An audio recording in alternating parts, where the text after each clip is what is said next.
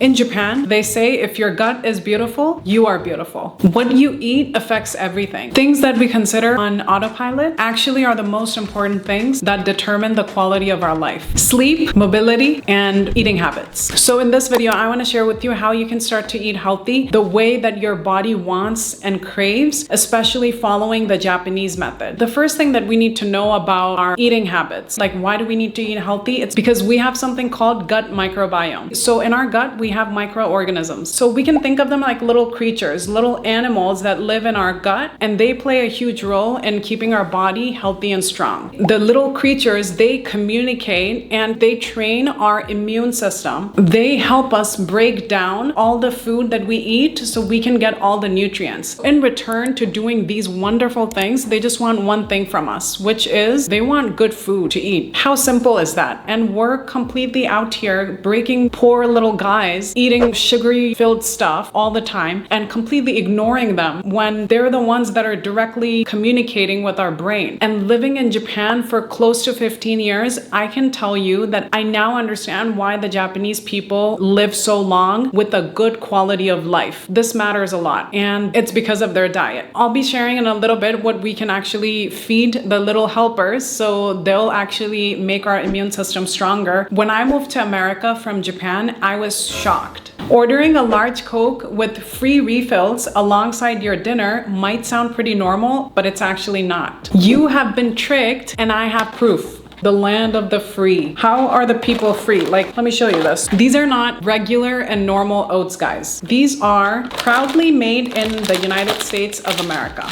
It has rolled oats, so many artificial flavoring. So it says it's a strawberry flavor. They claim that there's like strawberry in there. There's no strawberry. My daughter actually picked this up and I was like, oh my God, like when I made it, I couldn't believe it was like so red, guys. And like after that, I didn't make any more, but I kept this box and the packets just to show you guys. Otherwise, like I have no interest in feeding this to my kids or even my pets. It's not even colored, but then when you cook, it's literally, it turns like red and it smells like fake, like syrup, like perfume almost, like, you know, the Victoria's Secret perfumes. And this is the kind of stuff that actually messes the little helpers. They get confused. I'm just making it up. I don't know. But like, I'm sure who would like this in their body? And when I made this and my daughter ate, she was like, yuck. I couldn't believe this is possible. And then I read the label and I was like, yeah, of course, right? Like it's made in the US and I don't know what US has against like its people, but like literally we're being fed like basically poison. This is like unknown stuff. Like why do we need all of this when we can just make like simple, like, you know, whole oats with like some good honey or maple syrup in it and then, you know, put real strawberries and call it a day. And if it's too expensive, you can get the frozen one. And if you don't have the frozen one, you don't have to eat because in the area that you live in, maybe it's not the food that you need to keep your temperature and your everything going for that environment that you're living in. We need to really eat the local food, especially for the gut microbiome. This is not just a problem in America, it's in many other countries. It's happening in Pakistan and India, in so many other countries. In America, most of the medical doctors don't even do what they preach. If you go into the doctor's lounge in the hospital, they're filled with like ice creams, Cokes, and this and that. I understand the hospitals want to spoil their doctors and stuff, but like we don't need that in the doctor's lounge. They're supposed to be eating healthy and good food. Even if they eat unhealthy, they can still provide good service. But like, how about themselves? Like the people that work for the other people, they're not being treated right. There's like so much emphasis on drugs and taking ibuprofen. If your head hurts, okay, yeah, take 2 ibuprofen. If your head hurts again after like 6 hours, yeah, take 3. Like no worries. You can take it up to like, I don't know how many milligrams. It's okay. You're not gonna break or something. In Japan, that's not the case. If your head hurts, you need to know and try to understand why is it hurting. And if it gets to the point where you can't take it anymore, then you might take like 1 pill. It actually trains our immune system. If we're just relying on drugs, our immune system is just gonna be relying on that then, instead of trying to figure it out by itself. This is just a little rant that I had about America, and it hurts me because it's such a wonderful country. There's so much that can be done when it comes to educating our children children about healthy eating habits and finding solution in their own health instead of relying too much on drugs. I'm not negating drugs. We are so blessed to have modern medicine. So I'm really thankful for that because there's so many diseases that we can combat with that. I'm not denying, but definitely like if we treat our little helpers right, then we end up needing less medicine is what I'm trying to say. And I hope that this was taught in US and other countries. Growing up in Japanese schools, we were taught how to eat right. I remember being like 10 years old and learning about nutrition, learning about the kinds of colors you need in your diet. If we lead by example, the results are always going to be there. The Japanese people, they don't have a secret gene. Yes, they might have a little bit, but actually the thing that makes them live longer with good quality of life, those little habits, eating habit and sleep hygiene and all of these things that are taught and followed, that has made a difference, I believe, in Japanese longevity. And I feel like we can definitely take that and see how we can improve this for ourselves. So now we know what's the cause and the reason behind. How can we change this, right? We need to start choosing to educate our children, educate ourselves. And if it's too late, if we're like in 40s, 50s, 60s, and if you think it's too late, we need to start choosing to educate our children and learn by the actual data and examples of others who have been able to live longer with good health. We need to learn and see what are they doing that's good? Why is it good? We need to know all of this. So by doing and implementing the list of things that I'm about to mention, you can actually change the trajectory of your kids' life and your future generations. You have that in your hand right now. If you choose to change yourself and the eating habits that we have, you are basically changing the whole future generations that are about to come, because it gets taught from generations to generations until one generation decides to step up and question, like, what are we even eating? So number one thing, which is the most important, and our little helpers love fiber and fermented food. And I'll have a list of fiber-filled food and fermented food that we can add into our diet and on the screen, and also down below in the links that I'll be sharing, because like I mentioned, this is evidence-based video, so you'll be getting all of the research that I've done. It's going to be linked all down below so you can check it for yourself. So we need to start adding like spinach and all these little different plants, vegetables. If we just incorporate lots of different vegetables and seasonal, we don't need to go out and buy something that's different and out of this world. In the area that you live and locally like grown things, they're meant to be for you, because you know all these vegetables, when you eat, you're supposed to be eating according to your environment. What kind of weather do you live in? What kind of land is it? Is it dry? Is it humid? All of these different environmental factors determine what you need to eat, right? So we don't need to go out of our way to find something special. We can just literally go to our local grocery store and find any different plants. We all know that like vegetables tend to have a lot of different fiber. So we can just take vegetables, incorporate more vegetables in our diets, nuts and beans. For fermented food, if you love kimchi, which is amazing, then you can start to add that kimchi. And the Japanese, they eat fermented food every day in the form of fermented beans, which is natto, and fermented bean paste, which becomes like miso soup. You must have heard like miso soup. It's delicious. If you like those kind of tastes, then you're already set, because all you need to do is incorporate more into your meals. And if you don't like the taste, then just try to make your own fermented food. And there's many recipes you can search online. According to your taste, you can make fermented food. So in every meal that you're having, or at least like 1 or 2 meals, try to incorporate fermented foods and fiber and see the difference. You're going to be so regular. You don't have to worry about your skin anymore. You don't have to worry about your sleep. Like literally our gut is our second brain for a reason, right? Like it controls everything. If your gut is healthy and if your gut is beautiful, you are beautiful from outside and you are beautiful inside mentally. Like if you're going regularly, you're going to be thinking good thoughts, because serotonin is even released or produced in our gut. Our gut actually affects our mood as well, because a lot of different hormones are also produced in that, and just so many things. So keep your gut happy, and in return, like it's going to keep us happy, give us a good life. So number 2 is finish eating 4 hours before you sleep. How would that work? So we're doing kind of like a passive intermittent fasting, and how that looks like is when we wake up, we can eat whenever we want, because we don't like restriction. Especially I don't like restriction. I wake up hungry. I need to eat, and I've tried intermittent fasting before and it has never worked out for me. If I have to wait until like 12 or 1 o'clock in the afternoon, doing this like way of just naturally doing like intermittent fasting has worked wonders, because I don't have to restrict restrict myself. And how that works is I just stop eating by 6 o'clock at night, and that's just like my dinner. So it's pretty common in Japan as well. Like after work, you come home and you eat, and then you do a lot of different things, and then you go to sleep like 3 to 4 hours after dinner. By eating a little earlier than usual, you're basically not having to restrict yourself in the morning. So if you're basically not eating after 6, let's just assume that you're going to sleep at 10 and then wake up around like 6 o'clock or even 7 o'clock. By the time you're making your breakfast, it's already been like 14 hours without having to try and restrict yourself. So I think this is a wonderful way of doing fasting without pushing yourself too hard. And I believe doing everything, especially eating healthy, is basically a lifestyle. We need to learn and decide to change our life for good. It's not just like a 2-month thing or 3 months thing, like until that you're just going to reach your goal and then you're going to quit. No, like we need to really just decide to do good for our body for the long term. This is why we need to find a way to doing things that are easier on our body and easier decisions to make instead of just restricting ourselves. Number 3 is know and understand that conscious unhealthy eating is totally okay and totally welcomed, because this is life. We're not supposed to be restricting ourselves. Like it doesn't last long, you know, like we're gonna end up like eating a lot or thinking, okay, whatever, like I'm not gonna do anything. No, like it's okay if you want to have that decadent cheesecake, but then just learn that when you're eating, if you're thinking, oh yeah, like this is something, you know, kind of naughty that I'm having like at midnight, that's okay, because the fact that you thought of it is more than enough, because the next time you're gonna think of it, then next time you might not do it. Then it's gonna basically lead you to make better decisions if you know what's good and what's not. So embrace unhealthy eating as long as you know what you're doing. Number 4 is have savory breakfast with protein focused. And this is so Japanese mentality, but actually Jessie Inshaspe, I don't know how to pronounce, sorry, like if I'm mispronouncing her name, but basically Jessie even confirms this. Having no sugar in your breakfast can be wonderful for your whole day, like the energy levels that you're gonna sustain for the whole day. And this is very common. This is true to Japanese way of eating as well, is like in the morning, we never eat anything that's sugary. Like I saw a lot of people in the US, like they would just want like orange juice in the morning and think that this is healthy.